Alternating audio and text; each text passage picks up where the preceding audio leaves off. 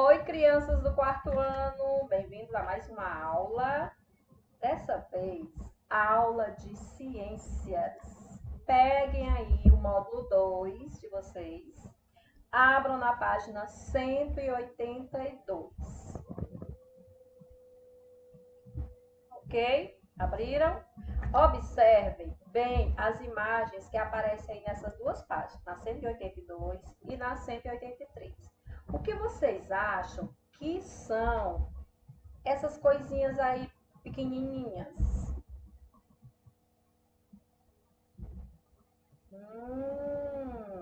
Algum tipo de ser, né? Então vamos lá.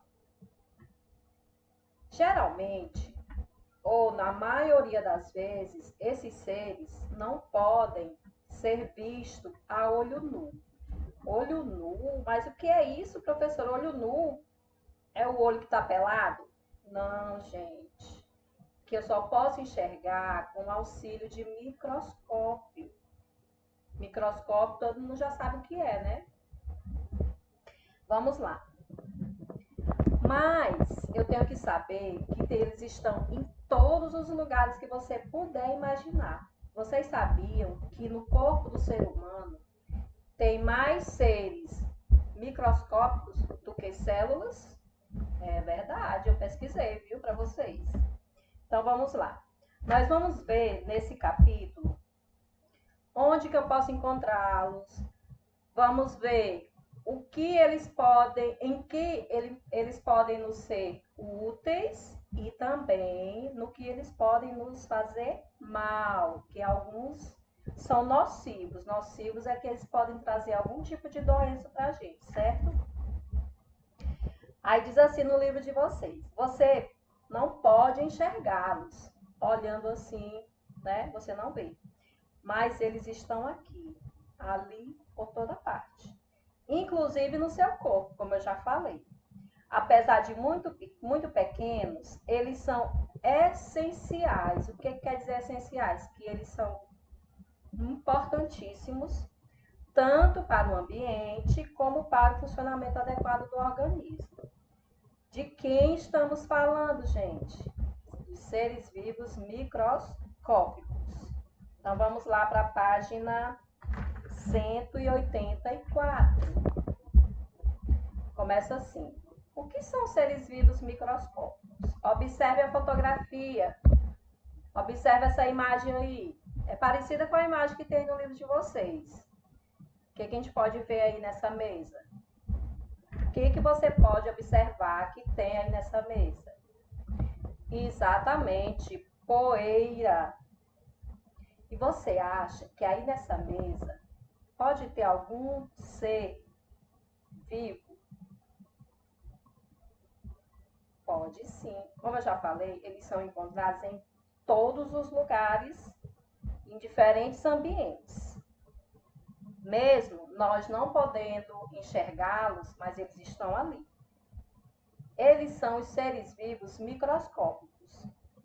Estão no ar, na água, no solo e até mesmo nas plantas e nos animais. Para podermos vê-los, é preciso utilizar um aparelho chamado microscópio. Geralmente eles são encontrados em laboratórios, em universidades, nesses lugares. Esses equipamentos, o que eles fazem? Eles vão ampliar, ou seja, vão aumentar a imagem para que esse ser possa ser observado e, consequentemente, estudado, saber como é a sua estrutura, certo?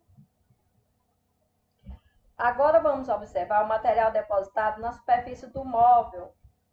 Essa poeirinha aí, você disse que tem um ser vivo aí, não tem? Olha bem aí nessa imagem aí embaixo do livro de vocês. Essa imagem foi obtida através de um microscópio. Vocês sabem que bicho é esse aí, gente? É um ácaro. Aonde eu posso encontrar esse ácaro? Onde tem poeira. Lençol, cama, travesseiro. Aonde tiver uma poeira, ele tá lá, mesmo você não vendo. É um bichinho que geralmente fazem mal para as pessoas, principalmente se a pessoa tem algum tipo de alergia. Além do ácaro, tem outros seres vivos, são as bactérias, os fungos e os protozoários. Vamos falar primeiro das bactérias. As bactérias, elas são seres formados por apenas uma célula e geralmente não são observadas a olho nu. No entanto, algumas delas podem formar colônias. São conjuntos, né, de várias células e que podem ser observadas. Quando elas formam colônias, elas podem ser observadas a olho nu, mas sozinha não. Como você pode observar aí na imagem da página 185. Também, assim como os ácaros, elas são encontradas em diversos ambientes, inclusive no nosso corpo. E apresentam uma grande quantidade de bactérias, gente. Observe aí essa bactéria e para onde está mostrando a setinha aí, onde é que ela está? Exatamente, está bem na camisa dessa criança que está aí, viu? Ele nem imagina, ele acha que tá todo limpinho, mas não, tá bem aí, vamos lá. Olha aí para você ver alguns tipos de bactérias, olha aí na imagem. Algumas bactérias, elas são utilizadas na indústria de alimentos, que é a indústria alimentícia, para produzir iogurtes, queijos, vinagre e leite fermentado. Então, essas bactérias, elas são benéficas, elas são usadas na produção desses alimentos, certo? E algumas são utilizadas na indústria farmacêutica. Farmacêutica é a que produz remédios, né, medicamentos. Elas são, gente, essenciais ao ambiente. Por quê? Porque elas participam da decomposição da matéria orgânica, restos de alimento, de animais, de plantas. Nesse processo, restos de plantas e de animais, por exemplo, são transformados em nutrientes, com a ajuda das bactérias, que retornam ao ambiente. Esses nutrientes podem ser absorvidos por seres vivos, como as plantas. Observe bem aí essa laranja, aí essa imagem que está na página 186. Tem uma laranja novinha, né? Fresquinha, e a outra laranja já está em decomposição. Nessa parte escura são as bactérias agindo, certo? Outros tipos de bactérias podem nos trazer doenças como o tétano, a meningite, a tuberculose e a cólera. Tem aí a imagem da bactéria do Vibrio cholerae, né, que é a cólera. Esse é o nome científico dele. Essa infecção ocorre quando o ser humano ingere água ou alimentos contaminados por bactérias. Por isso a importância de qualquer coisa que você for comer ser bem lavada e a água tem que ser tratada, porque senão você pode adquirir algum tipo de problema relacionado a bactérias. Nesse box aí, na página 187, fala sobre a cárie. A cárie também, ela é consequência de um tipo de bactéria. A cárie, ela surge pelo consumo excessivo de doces, né? Consome e não escova os dentes direito. Aí o dentinho vai ficar assim, ó, como você tá vendo aí nessa imagem, certo? Vamos para a página 188. Agora nós vamos falar dos fungos. São outros seres vivos, são micro-organismos, certo? Eles são encontrados geralmente em ambientes úmidos e com alimento disponível. Alguns deles são formados por várias células e podem ser observados a olho nu, como o cogumelo e os orelhas de pau, como você pode ver bem aí, né, na imagem do livro. Alguns, como as leveduras, são formados por apenas uma célula e podem ser observados com o auxílio do microscópio. Essa imagem aí foi feita a partir da observação com esse aparelho. Eles também participam da decomposição, assim como as bactérias. Você já viu alguma imagem semelhante a essa? É a perguntinha bem aí da quinta questão. essa manchinha, essas manchas aí nesse pão, gente, é chamado de bolor. Isso aí é provocado pelo fungo, porque está com muito tempo. Então, se você pegar um pão na sua casa com essa manchinha, nem que seja só um pouquinho, já não consuma, viu? Porque pode trazer algum tipo de doença. A pergunta 6 da página 189 é a seguinte: você acha que os fungos podem ser utilizados pelos seres humanos? Sim ou não? Podem sim, gente. Eles podem ser utilizados pelos seres humanos. Vamos lá saber como. Na produção ou fabricação de combustíveis, de medicamentos, de alimentos como pães, vinhos e queijos. Um exemplo de combustível é o etanol. Ele é produzido pela fermentação da cana-de-açúcar. Esses seres vivos consomem o açúcar presente na cana-de-açúcar, liberando álcool e gás carbônico. Na produção de queijo como gorgonzola, olha só, você pode até pensar que esse queijo, ele tá, digamos assim, podre, mas ele não tá, ele é consumido dessa maneira mesmo, viu?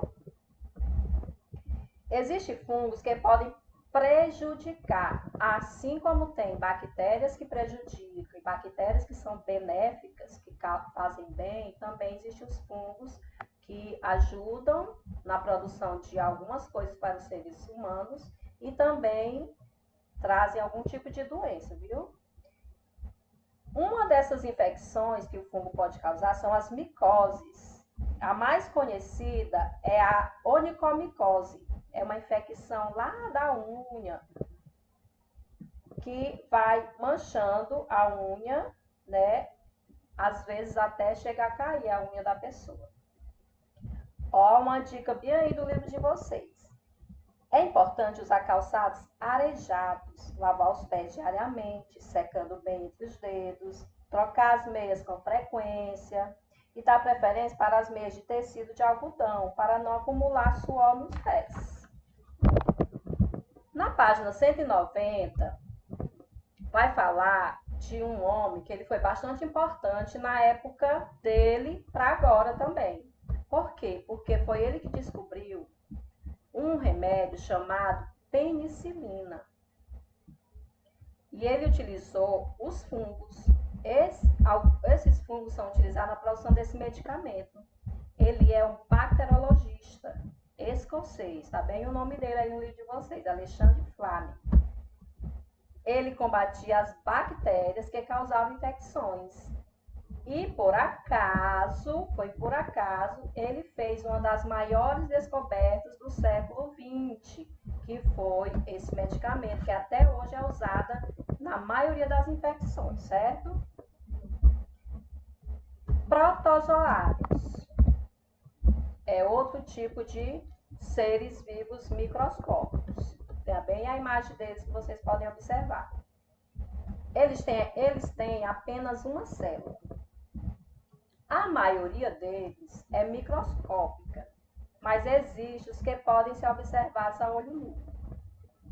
Os protozoários podem ser encontrados em diferentes locais no ambiente, como nos corpos d'água, no solo, nos seres vivos e na matéria orgânica em decomposição. Observe bem esse protozoário aí na página 191 do livro de vocês. Eles, além de servir de alimentos para outros seres vivos, eles habitam parte do sistema digestório de animais, como vacas e cupins. Neles, os protozoários ajudam a digerir a celulose, que é o tipo de açúcar encontrado nas plantas. Alguns protozoários, no entanto, podem causar doenças nos seres humanos, como a malária, a amebíase, giardíase e a doença de Chagas, certo? Na página 192, tem uma leitura assim, muito boa, porque ela vai falar da prudência, ou seja, do cuidado do consumo de antibióticos, como a penicilina, né? Você não deve consumir um antibiótico se não for orientado por um especialista, porque ele obedece a quantidade de dias de tratamento, 7 dias, 14 dias, 21 dias. Isso é o médico que vai saber, dependendo do problema que você esteja. Então, para consumir, para fazer a utilização de medicamentos como antibióticos, que são essenciais quando você está com alguma doença bacteriana, é preciso muito cuidado, só com orientação médica. E na página 193 e 194 estão as atividades que vocês vão ter que fazer. É bem pouquinha, gente. O importante é que você faça a leitura bem atenciosa sobre esses seres vivos, são muito importantes, para ver o que você já sabia, o que você já não conhecia. Vai ver que você viu alguma coisa lá no terceiro ano, aí você vai só relembrar, certo? Então, tenham todos um bom estudo e até a próxima aula.